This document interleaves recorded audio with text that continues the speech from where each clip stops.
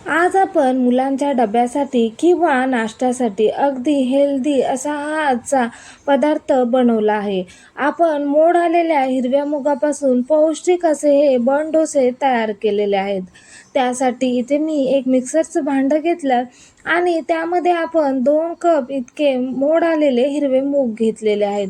इथे तुम्ही सर्व साहित्य एखाद्या वाटीने जरी मोजून घेतले तरी देखील चालेल. आता इथे सर्व 2 कप मूग मी एका भांड्यात काढून घेतले. आता त्यामध्ये अर्धा कप रवा घेतलेला आहे. रवा इथे जाड, बारीक कोणता जरी घेतला तरी देखील चालेल. त्यामध्ये 1 इंच आल्याचे तुकडे, 2-3 हिरव्या मिरच्या आणि 1 मूठभर कोथिंबीर टाकली. अर्धा चमचा जिरे टाकले आणि पाव कप यामध्ये मी पाणी टाकलेले आहे. इथे आपल्याला कमीत कमी पाण्याचा वापर करून हे मिश्रण छान मिक्सरला वाटून घ्यायचं आहे.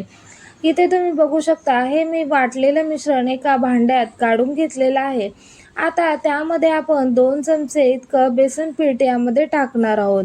यामध्ये मी अर्धा चमचा आमचूर पावडर, अर्धा चमचा धने पावडर आणि चवीप्रमाणे मीठ टाकून घेतलेलं आहे.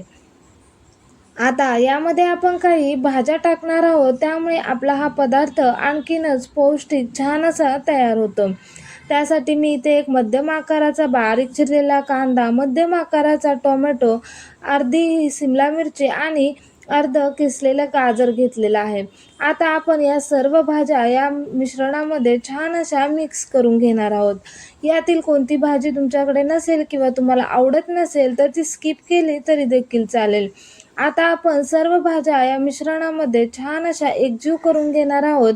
आता इथे सर्व भाज्या छान एकजीव केल्यानंतर त्यामध्ये मी अर्धा चमचा इतका खाण्याचा सोडा यामध्ये टाकलेला आहे.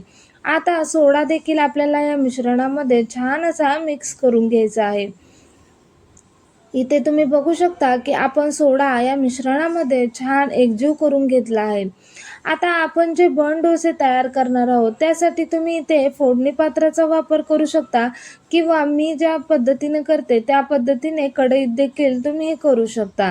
त्यासाठी मी गॅसवर एक कढई ठेवली आणि त्यामध्ये 1 पळीभर तेल त्यामध्ये टाकून घेतलं. त्यावर थोडेसे तीळ टाकले. तिथे थोडेसे तीळ तडतडले की त्यावर इथे 1 पळीभर हे मिश्रण टाकून घेतलेलं आहे.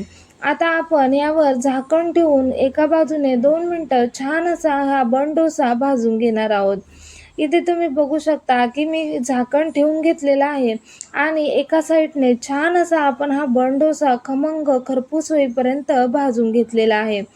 आता तो पलटी करायचा आणि दुसऱ्या बाजूने देखील झाकण ठेवून छान असा 2 मिनिटं खमंग असा आपल्याला भाजून घ्यायचा आहे. यामुळे अगदी छान असे आपले बनडोसे तयार होतात आणि अगदी पौष्टिक असा हा आपला नाश्ता तयार होतो. इथे तुम्हाला जर हा व्हिडिओ आवडला असेल तर व्हिडिओला एक लाईक करा आणि चॅनलला सबस्क्राईब करा. इथे तुम्ही बघू शकता की मी हा बनडोसा छान असा दोन्ही साईडने मस्त खमंग खरपूस होईपर्यंत भाजून घेतलेला आहे. आता याच कढईत आपण याच पद्धतीने आणखीन उरलेले बनडोसे देखील तयार करून घेणार आहोत. त्यासाठी मी पुन्हा एकदा आणखीन थोडंसं पळीभर तेल टाकलं, त्यावर थोडेसे तीळ भुरभुरले आणि थोडंसं 1 पळीभर मिश्रण टाकून घेतलेलं आहे आणि याच पद्धतीने मस्त असं दोन्ही बाजूने झाकण ठेवून हा बनडोसा मी दोन्ही साईडने छान असा भाजून घेतलेला आहे. इथे आपला दुसरा बनडोसा देखील मस्त असा तयार झालेला आहे. इथे मी याच पद्धतीने सर्व बनडोसे तयार करून घेतलेले आहे.